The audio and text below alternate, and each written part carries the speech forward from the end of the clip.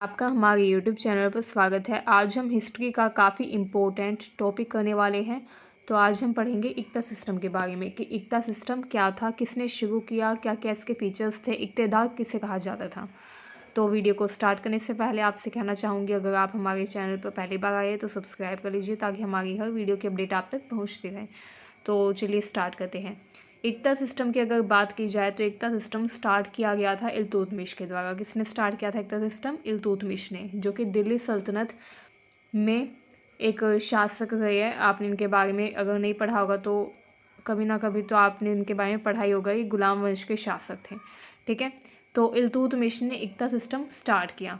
Land distribution and administrative system था ये, मतलब कि एकता सिस्टम जो था इसमें क्या किया जाता था, जो ज़मीन होती थी, जो लैंड होता था, उसको छोटे छोटे टुकड़ों में बांट दिया जाता था, ठीक है। एंड छोटे छोटे टुकड़ों में उसको डिवाइड करके जो राजा था वो अपने नोबल्स को देता था, ठीक है। अगर हम आसान भाषा में समझे तो सपोज़ कीजिए आप किंग हैं, ठीक है। एंड आपके पास, क्योंकि आप किंग हैं तो आपके पास पूरी पावर भी होगी, ठीक है। एंड आपके पास आपके एरिया का या फिर आपके राज्य में जितनी भी ज़मीन है उन सब पर आपका ही हक होगा, ठीक है। तो इस सिस्टम में क्या करता था, जो राजा होता था, जो किंग होता था, वो अपने क्षेत्र की जितनी भी ज़मीन होती थी उसको छोटे छोटे टुकड़ों में बांट देता था, ठीक है। एंड उसके जो भी नोबल्स होते थे, जो भी सोल्जर्स होते थे, उनको सैलरी के बजाय वो क्या देता था, वो ज़मीन के टुकड़े देता था, ठीक है। उन ज़मीन पर फिर वो जो सोल्जर्स थे जिनको वो ज़मीन इक्ता के रूप में राजा देता था, वो उसकी निगरानी रखते थे। उस पर वो खेती करवाते थे लोगों से। खेती से जो भी रेवेन्यू आता था उससे वो क्या करते थे, अपने पास एक मिलिट्री रखते थे, ठीक है। मतलब कि सैनिकों की एक छोटी टुकड़ी रखते थे। एंड उस सैनिकों की टुकड़ी का वो सारा खर्चा उठाते थे, जो भी रेवेन्यू में उनको पैसा मिलता था, ठीक है, लैंड रेवेन्यू जो भी मिलता था। एंड अपना खर्चा भी वो उसी से उठाते थे। तो ये एक तरीके से लैंड डिस्ट्रीब्यूशन का सिस्टम था एंड बहुत ही इंपॉर्टेंट एडमिनिस्ट्रेटिव सिस्टम इसको माना जाता है, ठीक है। इसमें जो लैंड है उसको बड़े बड़े एंड छोटे छोटे टुकड़ों में डिवाइड किया जाता था। Land was divided into several large and small tracts, ठीक है। ये जो लैंड के पीसीज होते थे इनको इक्ता कहा जाता था, ठीक है। एंड जो इक्ता है वो किसको दी जाती थी? Soldiers, officers and nobles. राजा के दरबार में जो भी ऑफिसर्स होते थे, नोबल्स होते थे एंड जो भी सोल्जर्स होते थे, उनको राजा अपनी इच्छा के अनुसार इक्ता देता था सैलरी के बजाय। उनको वो पैसे नहीं देता था बल्कि लैंड का पीस दे देता था, इक्ता दे देता था, ठीक है। अब ये जो सिस्टम था ये क्या था? लैंड एलोकेशन सिस्टम था, ठीक है। ये जो सिस्टम था इक्ता सिस्टम, ये क्या था? लैंड एलोकेशन सिस्टम था, मतलब कि ज़मीन को बांटने का एक तरीके से सिस्टम था, प्रणाली थी, ठीक है। नोबल्स जो थे उनकी ड्यूटी होती थी कि वो military, administrative and tax collection करें उस इक्ता पर, ठीक है। जैसे अगर आप नोबल है किसी भी राजा के एंड राजा आपको ज़मीन का टुकड़ा देता है जिसे इक्ता कहा जाता है, तो आपकी ड्यूटी क्या होगी? आपकी ड्यूटी होगी कि आप उस ज़मीन के टुकड़े पर खेती करवाएं, ठीक है। एंड खेती करवाएंगे तो क्या होगा?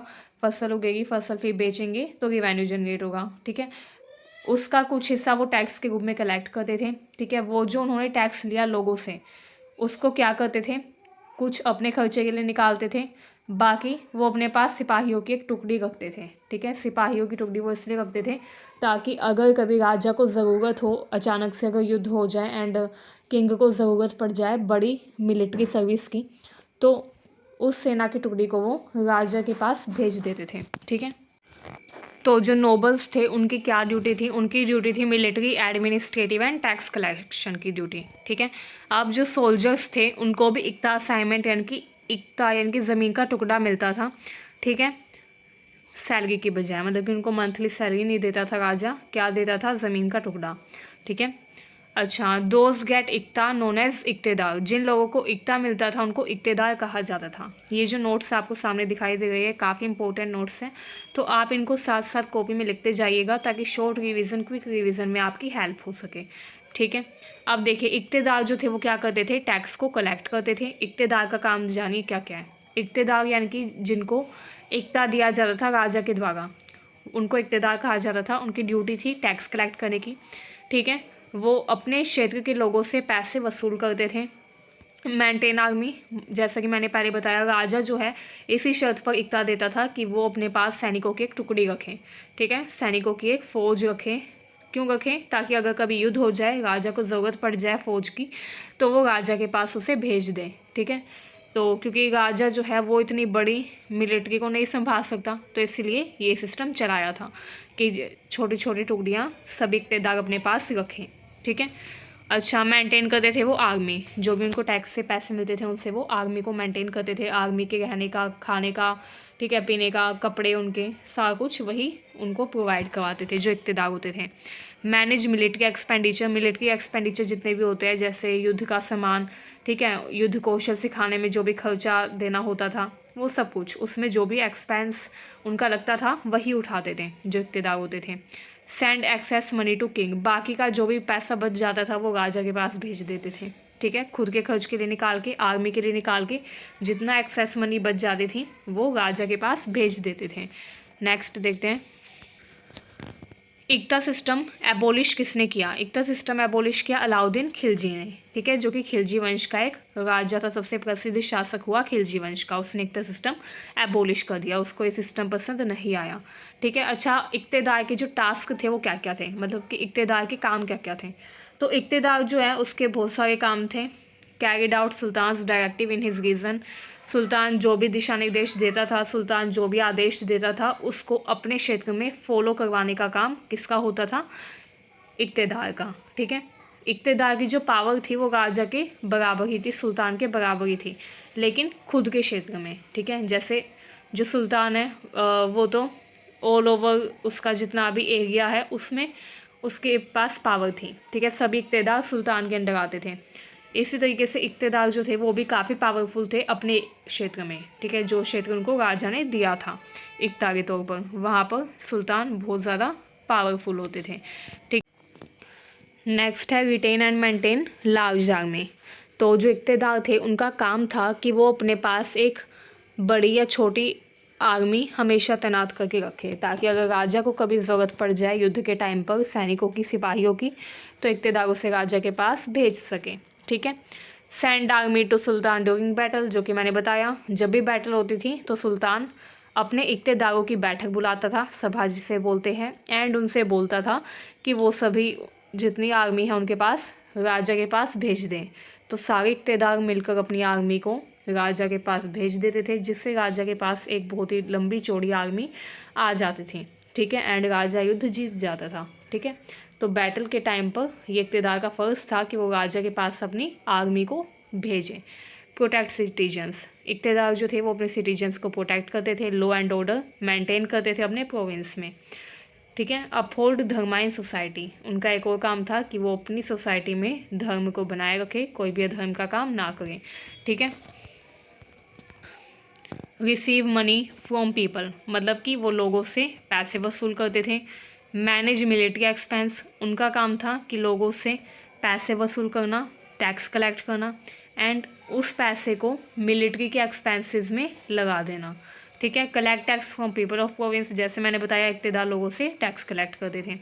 Rest money was given to state treasury, बाकी का जो बचा हुआ पैसा होता था उसको वो राजकोष में, स्टेट ट्रेजरी में राजा के पास भेज देते थे, जमा करवा देते थे, ठीक है। Prepare annual report of earning and expenditure and submit to centre, जो इक़्तेदार थे उनका ये फ़र्ज़ था कि वो एक एनुअल रिपोर्ट बनाए जिसमें वो अपनी अर्निंग लिखते थे कि उन्होंने कितना पैसा कमाया, टैक्स कलेक्ट किया, कितना पैसा उन्होंने ओवरऑल कमाया, एंड अपना एक्सपेंस भी लिखते थे कि कितना उन्होंने खर्चा किया, जिससे राजा को हमेशा पता रहे कि किस इक़्तेदार ने कितना खर्चा किया है, कितना कमाया है, एंड कितना अपने पास बचाया है। तो राजा जो था ओवरऑल ये बोल सकते हैं कि राजा की सब पर नज़र होती थी कि कौन इक़्तेदार कैसा काम कर रहा है, ठीक है। चलिए, तो ये कुछ टास्क है जो कि इक़्तेदार उस टाइम पर परफॉर्म करता था। अब देख लेते हैं लिमिटेशंस फॉर इक़्तेदार, मतलब कि इक़्तेदार जो होते थे उनकी कमियां क्या क्या थी, ठीक है। तो इक़्तेदार जो थे उनकी लिमिटेशंस थी, सुल्तान को take away iqta whenever he pleased, जो सुल्तान है वो कभी भी इक़्ता ले सकता था जब उसका मन करे, ठीक है। सुल्तान कभी भी इक़्ता ले सकता था अपने इक़्तेदार से, अगर जैसे अगर किसी भी टाइम सुल्तान को ये लगे कि उसका जो इक़्तेदार है वो अच्छे से मिलिट्री को नहीं चला रहे, अच्छे से वो एक्सपेंस नहीं कर रहा है मिलिट्री के ऊपर, या फिर अपने पास ज़्यादा पैसे बचा रहा है, स्टेट ट्रेजरी में कम पैसे दे रहा है, तो राजा जो है वो कभी भी इक्ता वापस ले सकता था किसी भी इक़्तिदार से, ठीक है। He was prohibited from starting extension वो विदाउट सुल्तान परमिशन, मतलब कि इक़्तिदार जो थे उनके पास ये हक नहीं था, ये राइट नहीं था कि वो खुद से किसी भी जगह पर बैटल कर सके, लड़ाई कर सके, ठीक है। जैसे उस टाइम पर आपने पढ़ा होगा, होता था कि एक जो ट्राइब होता था वो दूसरे ट्राइब पर हमला कर देता था, या फिर एक स्टेट दूसरे स्टेट पर हमला कर देता था ताकि उसके पैसों को लूट सके।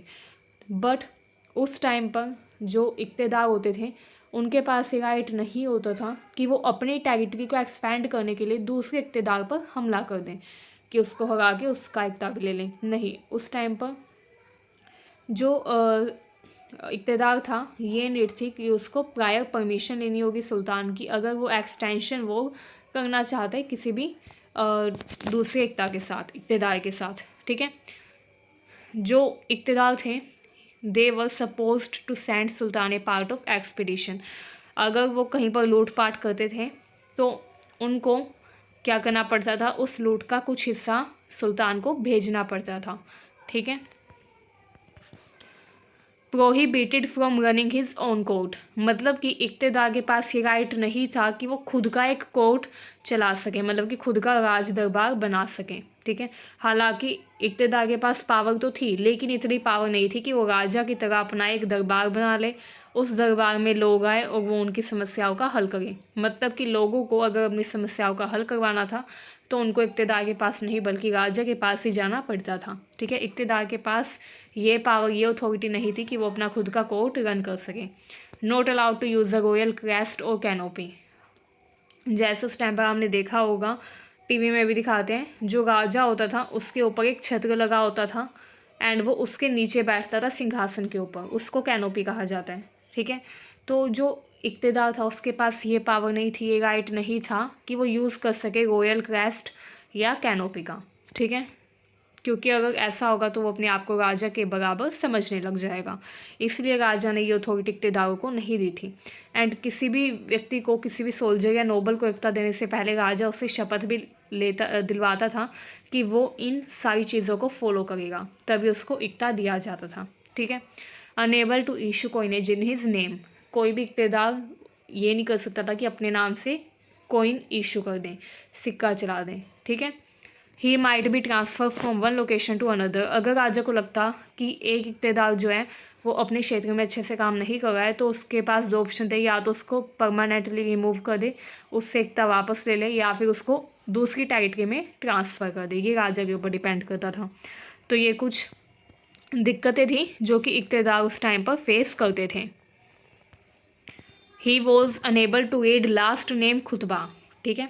जो इक़्तिदार होता था उसके पास ये राइट नहीं था कि वो लास्ट नेम खुतबा रीड कर सके।